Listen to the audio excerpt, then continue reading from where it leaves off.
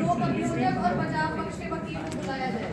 लोक अभियोजक इंदी शर्मा, बचाव पक्ष के वकील सुनील चौहान हाजिर हो।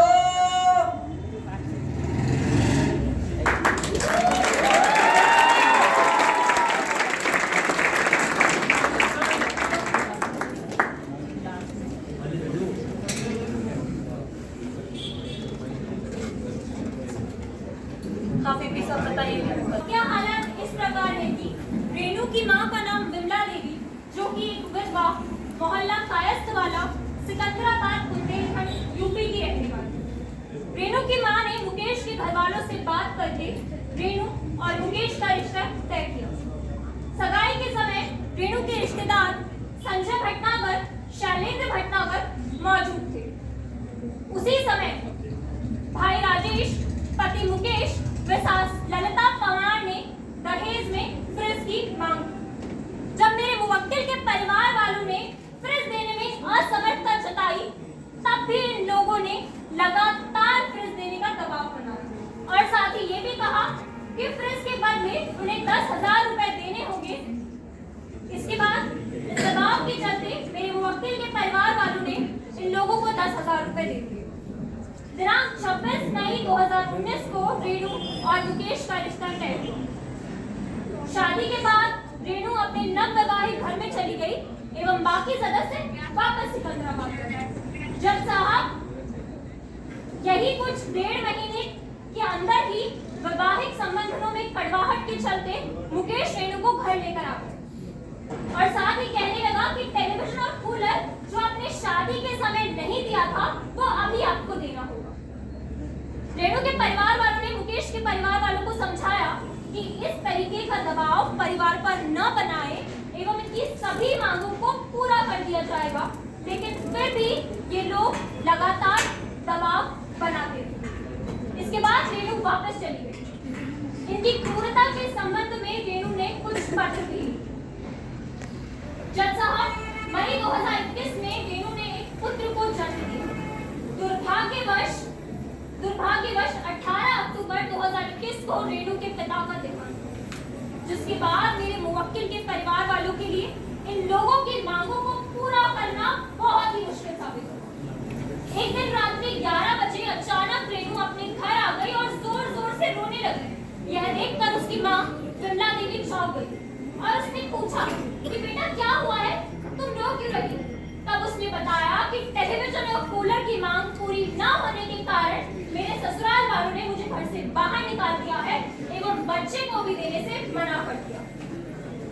20-25 दिन बाद जब मुकेश वापस आया तो रेणु की मां और उसके चाचा ने मुकेश को समझाया कि वह रेणु को अपने साथ लेकर चले जाए एवं बच्चे से उसको दूर न करे। जाते जाते रेणु कहने लगी, मां तुम मुझे भेज तो रही हो, लेकिन वे लोग मुझे मार डालेंगे।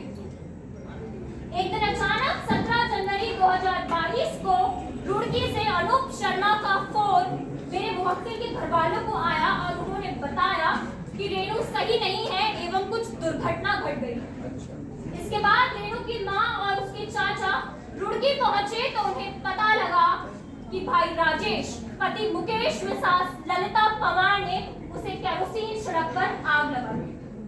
इससे पहले मुकेश ने रेणु के साथ मारपीट की, जिसमें रेणु ने बचाने का प्रयास किया और इसी बीच मुकेश के शरीर पर भी कुछ चोट के निशान पाए।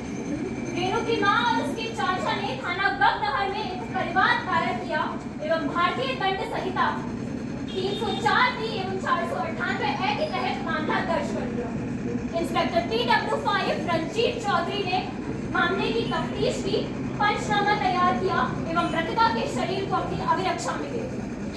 घटनास्थल से उन्हें केरोसिन का एक डिब्बा जिसमें से केरोसिन की गंध आ रही थी, स्टोव में चूड़ियां, कुछ कपड़े और राख। PW6 डॉक्टर प्रिया ने मृतका के शरीर का पोस्टमार्टम किया एवं मृतका के शरीर को उसके घरवालों को सौंप दिया। महोदय, पत्रावली पर पर्याप्त साक्ष्य उपलब्ध है कि ये लोग रेणु के साथ क्रूर व्यवहार करते थे एवं दहेज के लिए उन्हें रोज प्रताड़ित करते थे। इसलिए मेरी माननीय न्यायालय से यह अपील है कि वे इन लोगों के विरुद्ध आरोप लगाकर मामले का विचारण करें। That's all your. हाँ वकील साहब, आपको चार्ज बहस में क्या कहना है? Yes, Your Honor, मुझे लगता है कि मेरे साथी दो वकीलों को कहानियां लिखने व सुनाने का बहुत शौक है, लेकिन मैं इन्हें बताना चाहता हूँ कि कोर्ट में बनी बनाई कहानियां सुना देने से न्याय नहीं मिलता। न्याय दिलाने के लिए हमें सफिशिएंट फैक्ट और एविडेंस की जरूरत पड़ेगी, जो कि मेरे पास बिल्कुल नहीं है।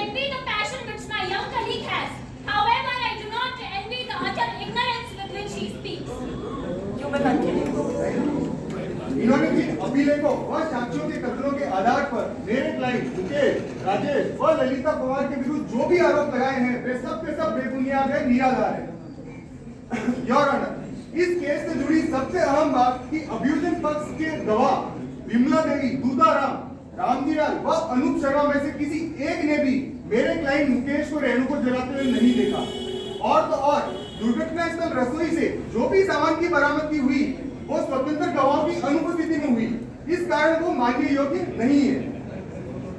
योर ऑनर, दुर्घटना स्थल और परिस्थिति जन्य साक्ष्यों से यह बात सीधे सीधे साबित हो रही है कि रेणु सिर्फ दुर्घटनावश जली थी, ना कि उसे किसी और के द्वारा जलाया गया। इसीलिए आईपीसी की धारा 304B व 498A का आरोप बनता ही नहीं है। इसलिए मेरी ऑनरेबल कोर्ट से गुजारिश है कि मेरे क्लाइंट मुकेश, राजेश व ललिता पवार को डिस्चार्ज किया जाए।